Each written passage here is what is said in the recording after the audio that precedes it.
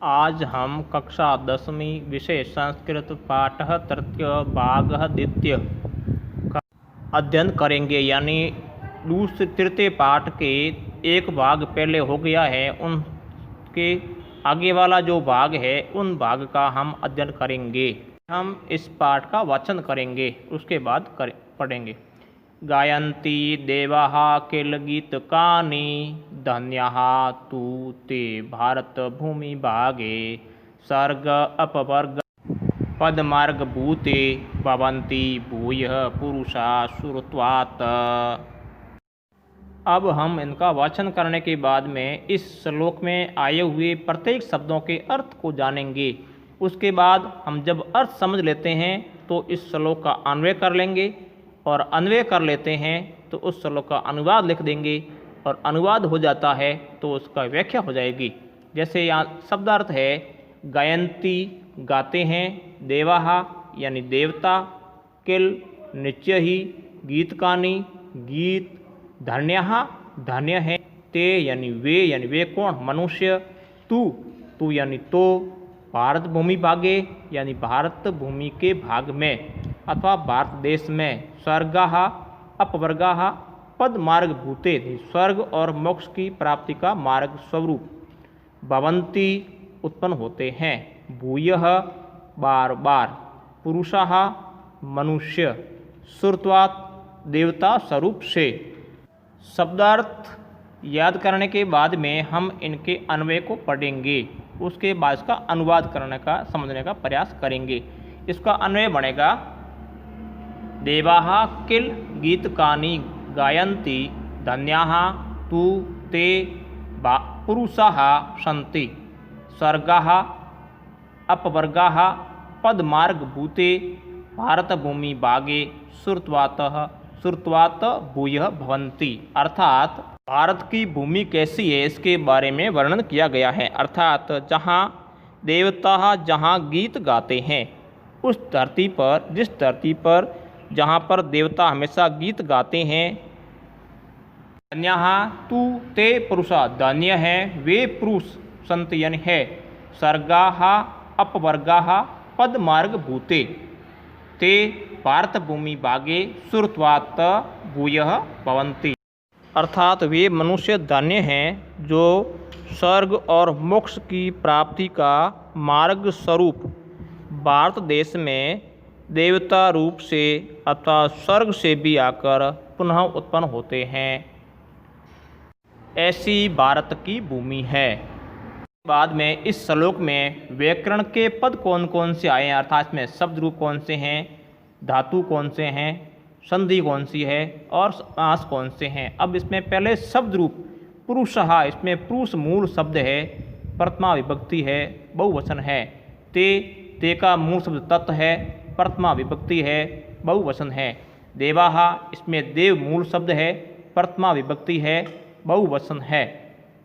भागे यानी भाग मूल शब्द है, सप्तमी विभक्ति है और एक वचन है। इसके अलावा इसमें इसी श्लोक में संधि के पद कौन से आए हैं, धन्यास्तु, इनमें धन्यः धनतु संधि है, संधि का नाम है विसर्ग शतु संधि। अब विसर्ग शतु संधि के 3 प्रकार हैं, वो पूर्व कक्षाओं में आपने पढ़े। अब इसमें इस श्लोक में धातु रूप कौन से आए हुए हैं, पहला है भवन्ति, इसमें भू धातु है, लट लकार है, प्रथम पुरुष और बहुवचन है। आगे है गायन्ति, इसमें गे धातु है, लट लकार है, प्रथम पुरुष है और बहुवचन है। इसके अलावा भी इसी श्लोक में शब्द रूप कौन से हो सकते हैं, धातु अन्य आ सकते हैं, संधि भी अन्य आ सकती है। जो भी आपको दिखें वो जरूरी नहीं है, आवश्यक नहीं है कि पूरे आपको बोर्ड पे लिखवाई जाए।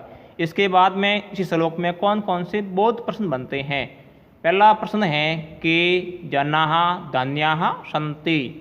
प्रश्न क्रमांक 2 है, देवाः कानि गायन्ति। इन प्रश्नों के उत्तर भी इसी श्लोक में मिलेगा या दिया हुआ है। अगर आप ध्यान से इसका शब्दार्थ को पढ़ेंगे, अन्वय करेंगे, व्याख्या करने का प्रयास करेंगे, समझेंगे, तो इन प्रश्नों के उत्तर भी इसी श्लोक में आपको मिलेंगे। इसके बाद संप्राप्य भारते जन्म सत्कर्मसु परामुखः पीयूष कलशम हित्वा विषभाण्डम उपाश्रितः। वाचन करने के बाद में इन श्लोक में कौन कौन से शब्दार्थ आए हुए हैं, शब्दार्थ पहले अपने शब्दार्थ को याद करेंगे, उनके बाद उसका हम आगे अध्ययन करेंगे। यानी अर्थात इस श्लोक में जो शब्दार्थ आए हुए हैं वे शब्दार्थ आप याद कर लेंगे तो इस श्लोक का हिंदी में अर्थ लिख देंगे, अन्वय लिख देंगे, प्रश्नोत्तर कर देंगे और व्याकरणिक पद हैं वो भी आप लिख देंगे या समझ लेंगे। शब्दार्थ हैं भारते का अर्थ है भारत में, परामुख यानी प्रतिकूल, संप्राप्य अर्थ है प्राप्त करके, सत्कर्मसु इसका अर्थ है अच्छे कर्मों से, पीयूष अमृत, कलशम घड़ा, हित्वा यानी त्याग करके, विष पांडव यानी जहर के पात्र को, उपाश्रित स्वीकार कर लिया है।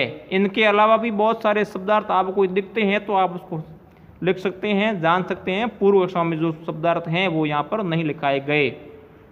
शब्दार्थ याद कर लिए तो अब आप अन्वय आराम से लिख पाएंगे। अन्वय को पहले बताया है कि अन्वय का अर्थ है शब्दों को कर्मानुसार जमाना या सही व्यवस्थित रूप से लिखना। ये कब कर पाएंगे? जब श्लोक में जितने भी शब्द हैं उन शब्दों के पूरे अर्थ याद है तो आप वाक्य बना देंगे।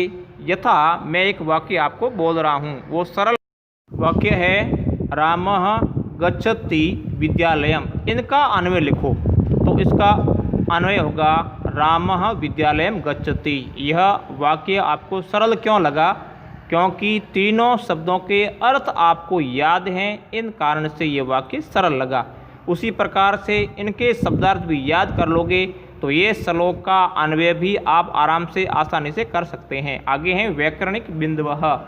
इसमें कौन कौन से शब्द रूप आए हैं, प्रकृति प्रत्यय कौन से हैं। अब शब्द वाला पहला है इसमें भारतीय।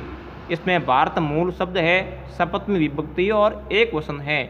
उसके बाद वाला प्रसूत से, इसमें प्रसूत मूल शब्द है, षष्ठी विभक्ति है और एक वचन है। इसके अलावा भी ये दोनों पद हैं अकारांत है।